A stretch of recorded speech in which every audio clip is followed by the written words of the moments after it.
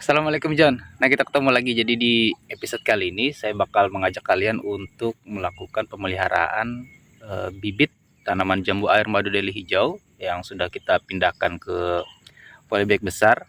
Nah, jadi perawatannya setelah 2 minggu setelah kita tanam, ini bakal ada perawatan untuk melakukan seleksi tunas, artinya membuang tunas-tunas air yang tumbuh supaya nanti pertumbuhan tunas-tunas produksinya bagus. Nah, jadi keadaan si bibitnya kayak apa, kita lihat di lapangan.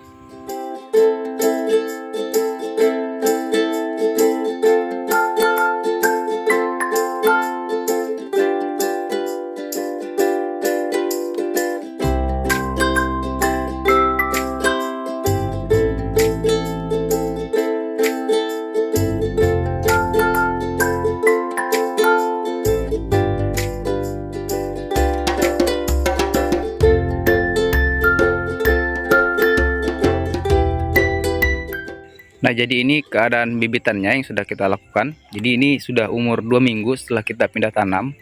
Nah, jadi kalau untuk keadaan bibitnya seperti ini ya John. Jadi sudah mulai banyak tumbuh tunas-tunas air seperti ini. Nah, jadi yang seperti ini harus kita buang ya John.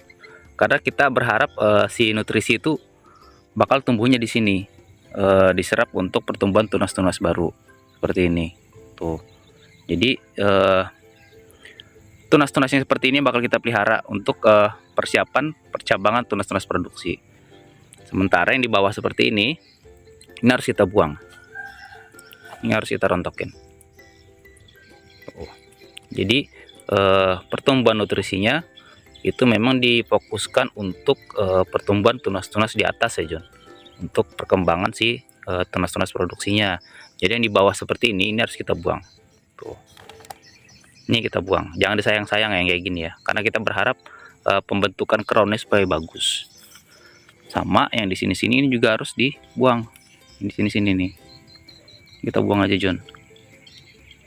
Tuh, kita berharap tuh tunasnya ada di bagian pucuk-pucuknya seperti ini.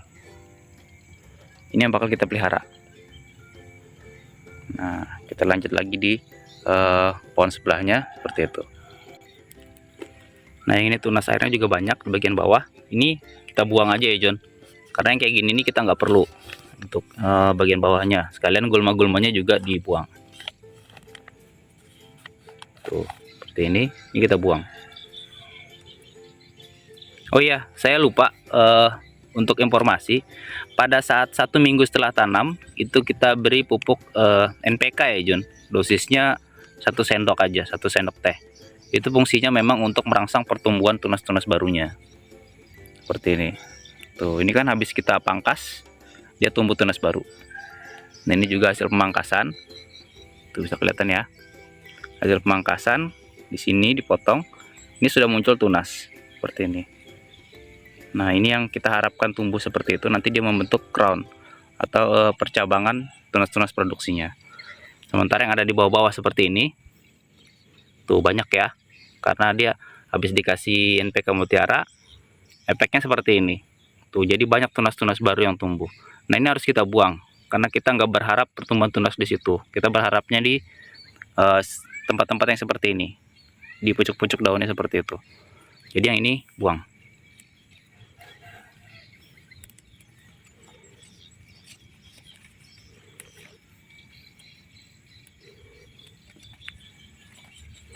Kita harus bersihin ya John, pastikan bersih supaya nutrisinya memang difokuskan untuk pertumbuhan tunas-tunas baru. Di pucuk-pucuknya seperti yang sudah kita pangkas. Tuh, yang tumbuh-tumbuh di bawah seperti ini kita buang aja ya John. Kita nggak perlu yang di bawah-bawah seperti ini, kita butuhnya seperti ini.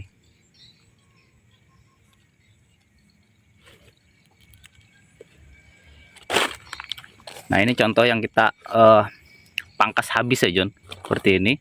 Tuh, jadi setelah dipangkas dia akan menumbuhkan tunas baru seperti ini. Tuh, ini juga hasil dipangkas. Ini ada bekas pangkasan saya ya John. Saya potong di sini, tumbuh 3 cabang seperti ini. Nah, jadi kalau saya sih peliharanya 2 ya John. Jadi saya bakal pelihara 2 seperti ini. Tuh. Jadi tunas-tunas air yang tumbuh di bawah-bawahnya seperti ini buang. Kita nggak perlu yang di bawah-bawah. Kita perlunya yang di atas seperti ini. Tuh. Jadi satu cabang seperti ini saya pelihara 2. Usahakan pertumbuhannya mengarah ke samping ya John. Jangan mengarah ke dalam. Tuh, jadi yang kecil-kecil seperti ini yang ada di bawah ini dibuang aja ya John, karena kita fokusnya ke yang bagian atas seperti ini. Ini sudah saya pangkas di sini, tumbuh 2 di bawah seperti ini. Nah, yang bagian bawahnya kalau ada tumbuh tunas air, buang juga. Kita nggak perlu yang di bawah, kita butuh yang di atas.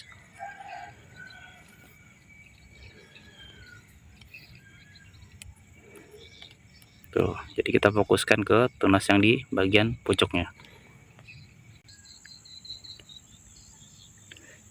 Nah, ini contoh percabangan yang memang sudah tumbuh baik, tapi arahnya nggak bagus ya John. Arahnya malah ke dalam. Yang kita harapkan itu kan dia crownnya itu mengarah keluar. Jadi yang tunas-tunas tumbuh mengarah ke dalam seperti ini, sebelum dia menjadi besar, sudah terlalu besar. Ini sudah terlambat, contoh yang terlambat ya John. Dia tumbuhnya ke dalam. Jadi pertumbuhannya ke dalam. Ini kita buang aja. Jangan disayang-sayang kalau kayak gini. Ini kita buang. Yang kita harapkan adalah pertumbuhan tunas yang mengarah keluar seperti ini. Ini boleh kita pelihara seperti ini. Kayak gini juga kalau memang dibutuhkan untuk percabangan yang keluar. Di sini saya mengharapkan percabangannya keluar. Jadi saya pelihara 2 tunas air di sini. Tuh, saya mengharapkan percabangannya malah keluar ya. Tuh. Jadi percabangan-percabangan itu memang diarahkan ke luar supaya crownnya nanti terbentuknya bagus. Nah, di sini saya bakal jelaskan juga kenapa kita harus melakukan proses pemangkasan tunas-tunas airnya ini di waktu 2 minggu setelah kita berikan pupuk NPK Mutiara seperti ini. Yang pertama, kita harus disiplin ya John. Disiplin artinya jangan sampai menunggu si tunas airnya ini besar. Karena kalau sudah tunas airnya besar, ini nanti unsur hara yang ada di dalam tanah ini memang bakal difokuskan oleh tanaman untuk pembentukan si tunas-tunas airnya. Ini bakal liar sekali pertumbuhannya ya John kalau dia sudah diberikan pupuk seperti ini. Tuh lihat, pertumbuhan tunasnya cepat. Jadi tumbuhnya tunas-tunas air itu cepat karena dia sudah diberi pupuk seperti ini. Nah, jadi pertumbuhan tunas airnya cepat. Jadi ini harus cepat dibuang. Jadi kalau masih muda seperti ini, mangkasannya enak ya John, masih menggunakan tangan seperti ini aja. Tuh, kalau dia sudah besar itu agak susah. Jadi terlambat ya. Terlambatnya kenapa? Karena nanti pertumbuhan si tunas-tunas yang di atas ini menjadi lambat karena diserap oleh untuk pertumbuhan tunas-tunas yang di bawah. Jadi yang di bawah-bawah ini harus cepat dibuang. Ini kita harus disiplin ya John kalau untuk masalah seperti ini. Jangan sampai si tunas airnya ini yang ada di bawah membesar duluan sehingga pertumbuhan yang ke atasnya ini menjadi lambat. Jadi kita harus usahakan memang pertumbuhannya kita khususkan untuk si pertumbuhan tunas-tunas yang di atas seperti ini. Hasil dari pangkasan kita seperti ini. Nah, yang kita harapkan adalah tumbuhnya tunas seperti ini. Jadi bukan tumbuh tunas yang di bawah. Jadi tunas-tunas air yang ada di bawah ini memang harus wajib dibuang. Jangan sampai dia menunggu besar. Kalau sudah terlambat itu susah ya. Jadi kita harus melakukan pemupukan ulang lagi. Sementara itu bisa mengakibatkan boros pupuk ya. Sementara kalau saya di sini minimal sebulan sekali. Jadi saya masih memanfaatkan unsur organik yang ada di dalam tanah seperti ini. Jadi di sini sudah banyak media organik yang sudah kita campurkan. Untuk pencampuran medianya sudah ada di video pertama yang kita buat ya John untuk medianya. Jadi memang banyak bahan organik yang saya masukkan di dalam sini. Terkait ada pupuk kandangnya, kemudian ada kompos dan juga sekam. Nah, jadi bahan-bahan organik itu yang saya harapkan memang memberikan nutrisi untuk pertumbuhannya. Nah, sementara pupuk kimia hanya untuk nutrisi pelengkap ya John. Jadi kalau memang kalian ingin lebih banyak organiknya, perbanyak bahan organiknya, gunakan pupuk kimia sebagai pelengkap saja.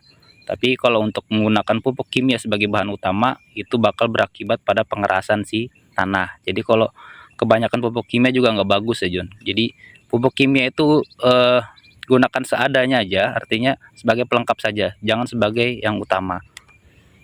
Nah, perawatan yang selanjutnya adalah pembuangan si gulma-gulma seperti ini tentunya, karena unsur nutrisinya banyak sehingga mengakibatkan si gulma ini tumbuh juga ya. Jadi jangan sampai dia berkompetisi sama si tanaman, karena tujuan dari pemupukan atau unsur hara yang banyak di dalam media tanah ini memang dikhususkan untuk pertumbuhan si tanaman, bukan pertumbuhan gulmanya. Nah, jadi gulmanya ini sambil disiangin, tanahnya juga sambil digembur-gemburin pakai tangan seperti ini juga bisa.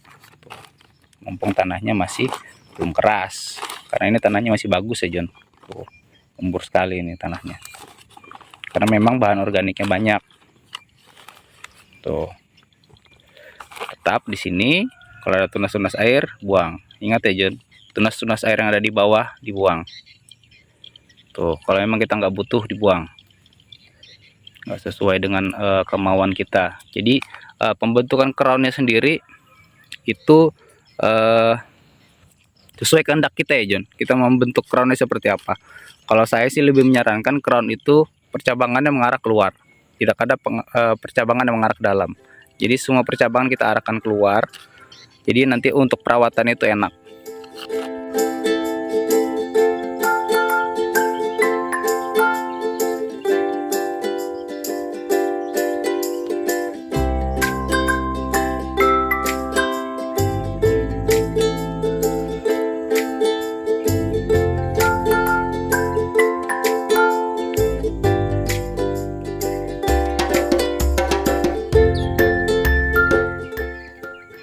Nah, jadi yang paling penting selain melakukan pembuangan tunas-tunas air, dilakukan juga proses penyiraman ya John. Apalagi untuk musim kemarau seperti ini, untuk penyiraman itu sangat penting.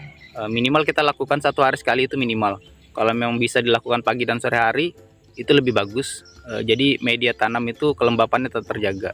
Kemudian yang tidak kalah penting adalah melakukan proses penanggulangan terhadap hama, belalang, jangkrik ataupun ulat. Karena untuk proses pembentukan tunas-tunas baru itu biasanya hama-hama seperti itu cepat datang ya John. Jadi memang harus ditanggulangi sedini mungkin, jangan sampai nanti tunas-tunas yang muncul itu malah diserang sama belalang ataupun jangkrik. Biasanya ulat-ulat tuh lebih senang sama daun-daun yang muda.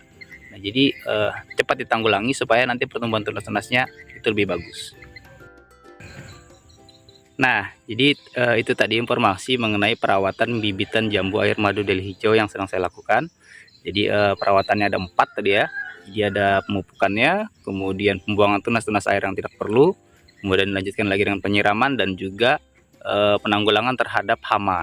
Jadi insya Allah kalau keempat step tadi kita lakukan rutin, pertumbuhan si bibitnya bakal tumbuh dengan baik dan akan menghasilkan tanaman yang siap berbakti untuk mengeluarkan buah untuk kita semua. Nah, jadi kita cukupkan dulu sampai di sini. Nanti videonya bakal saya lanjutkan lagi untuk review pertumbuhan si bibitnya sampai dengan dia siap berbuah. Nah, jadi sampai ketemu lagi di video-video selanjutnya. Assalamualaikum warahmatullahi wabarakatuh.